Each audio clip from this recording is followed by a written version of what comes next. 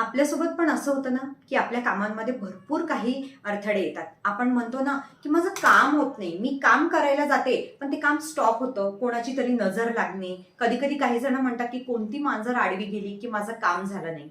तर मी किरण ठाकूर, ज्योतिष आणि वास्तुतज्ञ.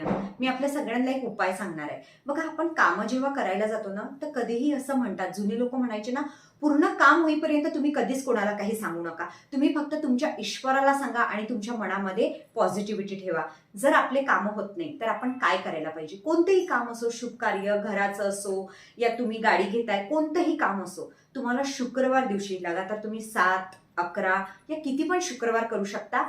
साखर आपल्याला दान करायची आहे, या तुम्ही तांदूळ सुद्धा करू शकता. आणि मंदिरामध्ये जिथे गरज आहे, तुम्हाला माहिती का, मोठे मोठे मंदिर असतात, तिथे तर कंटिन्यू दान असतं. पण जे छोटे मंदिर आहे, कधी तिथे पण तुम्ही देऊन बघा. तिथले सुद्धा तुम्ही असं बना, की तिथले पालनकर्ता तुम्ही बना आणि त्या साखरेचा, तांदळाचा तिथे उपयोग होणार. तर आजच दान करा आणि अनुभव बघा.